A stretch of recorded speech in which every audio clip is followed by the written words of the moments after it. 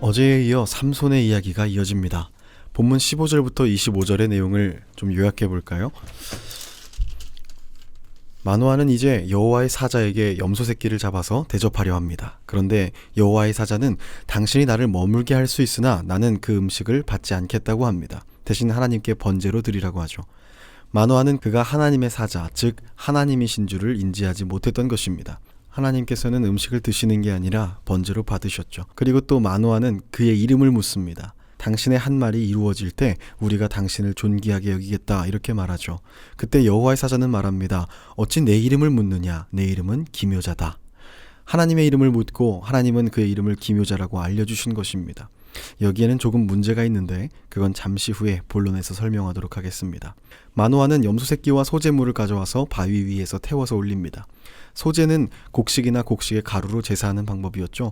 그런데 그때 놀라운 일이 일어납니다. 성경은 이적이 일어났다라고 표현하는데 어떤 이적이었냐면 제단의 불꽃이 하늘로 올라가는데 여호와의 사자가 그 제단 불꽃에 휩싸여서 하늘로 올라가는 것입니다.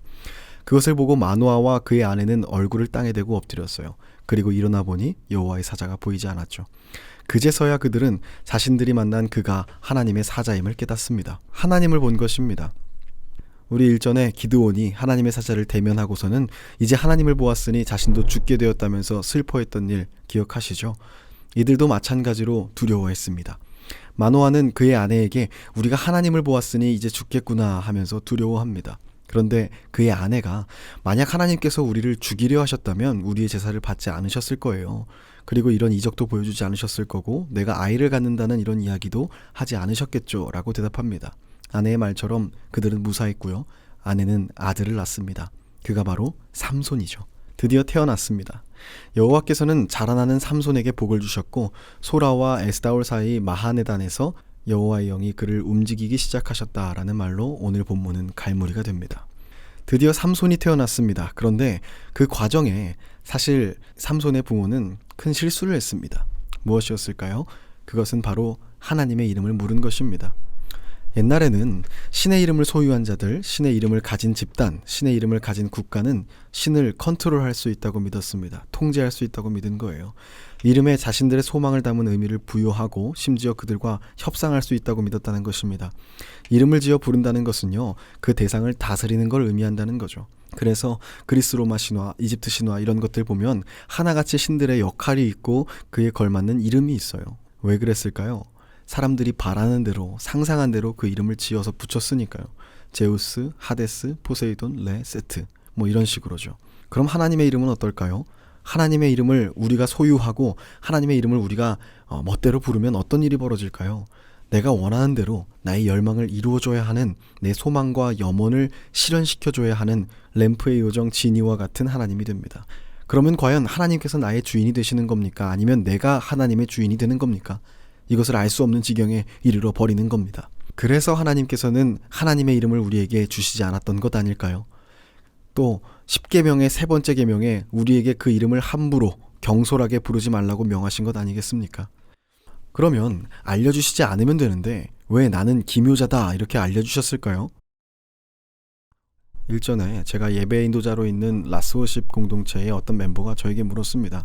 전도사님, 저희 교회 찬양팀에서 이번 주 콘티에 할렐루야 살아계신 주라는 곡이 있는데 준비하면서 음원을 듣다 보니까 갑자기 그 음원의 인도자가 뜬금없이 한 목사님의 이름을 부른다는 겁니다. 이거 막 왜 그러는 거예요? 이렇게 묻는 겁니다.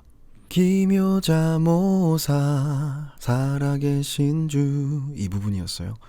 기묘자 모사, 이것을 김효자 목사로 들었던 것입니다. 참 웃긴 일이죠. 그러면 기묘자, 하나님의 이름을 우리가 알고 있는 것 아닙니까? 그러니까 하나님께서 알려주신 건가요? 아닙니다. 이건 역시 오역입니다. 잘못 번역되었다는 거예요. 우리말로 기묘자로 번역한 이 부분, 원래 히브리어는 펠레라고 쓰였는데 그 뜻은 경이롭다, 기묘하다, 놀랍다 이런 뜻이에요. 영어로는 wonderful 정도가 되는 거죠. 하나님의 이름을 물었을 때 하나님께서 왜 내 이름을 묻느냐, 내 이름은 그저 놀라울 뿐이다, 내 이름은 경이로울 뿐이다 이렇게 말씀하신 것인데 그것을 한글로 옮길 때 기묘한 자, 기묘자로 옮겨서 그 뉘앙스의 뜻이 왜곡된 것입니다. 그런데 우리는 하나님의 이름을 알고 있잖아요. 여호와라는 이름 알고 있죠. 그것은 하나님의 이름을 물었던 모세에게 하나님께서 나는 스스로 있는 자다라고 하신 건데, 그것을 히브리어로 모음 없이 자음으로만 쓴 게 윕헤이 밥헤이가 되는데, 여기에 임의로 모음을 붙여서 발음했던 것이 야훼, 즉 야훼입니다. 이것을 각국에서 번역하다가 우리나라로 들어올 때 여호와로 읽게 된 것입니다. 그럼 정확한 발음은 무엇일까요? 지금은 말이 꽤나 달라졌겠지만 히브리어 문자를 쓰고 있는 이스라엘 사람들, 그 유대인들에게 물어보면 되지 않을까요? 상식적으로 그게 가장 정확할 것 같은데 그들은 어떻게 읽을까요? 놀랍게도 답은 발음하지 않는다입니다. 감히 하나님의 이름을 우리가 부를 수 없다라고 하여서 발음하지 않고 부득이하게 표현해야 할 때는 아도나이, 즉 나의 주님이라고 읽었던 것입니다. 윕헤이 밥헤이라고 쓰고 아도나이라고 읽는 것이죠. 그리고 헬라어로 쓰인 신약에서는 같은 뜻으로 키리오스라고 부르고 있습니다. 사실 그 어느 것도 하나님의 진짜 이름은 아닌 것이죠. 하나님이란 이름도 우리나라에서 절대자를 하느님이라고 부르던 것을 유일하다는 의미를 더해서 하나님으로 부르게 된 것이지 사실 이름이 아닙니다. 이처럼 하나님께서는 우리에게 하나님의 이름을 주시지 않으셨습니다. 그런데 우리는 10계명의 그 3계명을 알면서도 밥 먹듯이 하나님의 이름을 망령되이 사용합니다. 남용합니다. 오용합니다. 악용합니다. 도용합니다. 우리의 명분을 위해서 그 이름을 부른다는 거예요. 우리의 이익을 위해서 그 이름을 마구잡이로 망령되이 불러 제낍니다. 과거 십자군 전쟁 때에는 하나님의 명령이라며 다른 지역에 쳐들어가서 많은 사람들을 죽이고 그들의 것을 빼앗았습니다. 또 히틀러, 독일의 나치는 군복에다 하나님이 우리와 함께 하신다, God in us라는 뜻인 Gott mit uns를 써붙이고 다니면서 하나님을 전쟁의 명분으로 삼고 자신들의 학살을 정당화했습니다. 하나님의 이름을 마구 가져다 쓴 것입니다. 이것이 하나님의 이름을 망령되게 쓰는 것입니다. 도용이고 오용이며 악용이고 남용입니다. 이것이 먼 나라 이야기, 딴 세상 이야기일까요? 그럼 저와 여러분의 모습은 어떻습니까? 혹시 어디선가 자기의 생각대로 일을 꾸려나가기 위해서 하나님의 이름을 사용하고 있지는 않습니까? 지키지도 못할 약속을 하나님 걸고 맹세하고 있지는 않습니까? 하나님의 이름을 놓고 시험하고 있지는 않나요? 하나님, 제가 이렇게 하면 하나님은 이렇게 해주세요, 이러면서 말이죠. 하나님의 이름을 망령되게 쓴다는 것, 그것은 우리의 모습에서도 쉽게 찾아볼 수 있어요. 마태복음 7장 21절 말씀에 나더러 주여 주여 하는 자마다 다 천국에 들어갈 것이 아니요 다만 하늘에 계신 내 아버지의 뜻대로 행하는 자라야 들어가리라 라고 예수님께서 말씀하시는데, 믿음 없이 아무 마음 없이 하나님을 입에 올리고 우리는 하나님을 그렇게 이야기하고 있지는 않습니까? 별 생각도 없이 말이죠. 이건 거짓말입니다. 하나님을 속이고자 하는 거예요. 이것을 경계해야 한다고 말하고 있는 겁니다. 또 자신의 이익을 위해서 하나님의 이름을 사용하죠. 우리는 가끔, 아니요, 생각보다 자주 하나님의 이름을 이용합니다. 응답받지도 않고서 심지어 기도조차 하지 않고 내가 기도해봤는데 이건 아닌 것 같아, 혹은 내가 기도해봤는데 우리는 이렇게 해야 할 것 같아, 우리 크리스찬들이 많이 하는 실수예요. 잘못입니다. 그런데 오해하지 마세요. 전제는 기도하지 않고 응답도 없이 하나님의 뜻과는 무관하게 그럴 때 말이죠.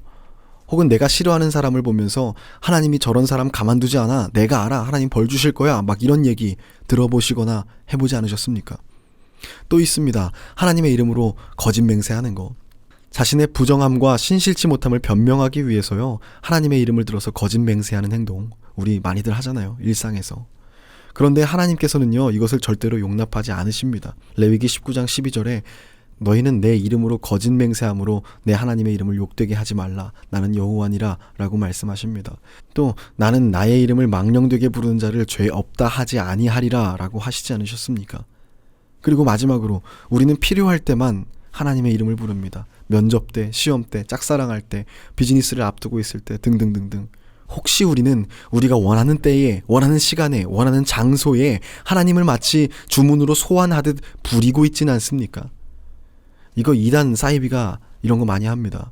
어디 몇 월 몇 시에 방언 주는 집회, 병고쳐 준다는 집회, 분명 하나님께서 하실 수 있는 일입니다. 가능하신 일이에요. 그런데 그 하나님의 역사, 하나님의 일하심을 우리가 시간과 장소를 정한다? 이것은 어불성설입니다. 말도 안 되는 것입니다. 우리가 원하는 때에, 원하는 장소에 하나님께서 일하시게 부리겠다는 뭐 이런 뜻이냐는 거죠. 그런데 우리 모습이 딱 그래요. 평소에는 찾지도 않고 부르지도 않는 그 이름을 내가 필요한 때에, 내가 필요한 장소에 소환하고 있지는 않냐는 말입니다. 여러분, 오해하시면 안 됩니다. 하나님을 찾지 말라는 것이 아닙니다. 평소에도 하나님과 함께 하자는 이야기예요. 하나님을 내 마음대로, 내 뜻대로 좌지우지하는 것이 아니라 하나님께서 함께 하셔서, 하나님과 동행해서, 하나님의 뜻을 알기 위해서 늘 기도해서 내 안에 하나님이 거하시고 하나님 안에 내가 거하는 그런 우리가 되어야 한다는 것입니다. 성도 여러분, 오늘 우리는 조금 지엽적이지만 하나님께서 삼손의 부모들에게 하나님의 이름을 허락하시지 않으셨던 그 일화를 통해서 이름의 중요성에 대해서 한번 살펴봤습니다. 하나님의 이름을 망령되이 부르지 말라는 것이 무슨 뜻인지도 헤아려보는 그런 시간을 가졌습니다. 우리를 돌아보는 시간을 가진 거예요. 오늘 말씀의 핵심은 이렇습니다. 하나님의 이름을 오용, 남용, 도용, 악용하지 말자. 헛되이 가볍게 나의 욕망을 위해서 사용하지 말자. 그렇게 하나님을 내 마음대로 내 뜻대로 움직이게 하려는 것이 아니라 하나님의 뜻 가운데 하나님과 동행함으로 내 안에 하나님이 거하시고 하나님 안에 내가 거하는 그런 우리 모두가 되기를 주님의 이름으로 축복합니다. 기도합시다.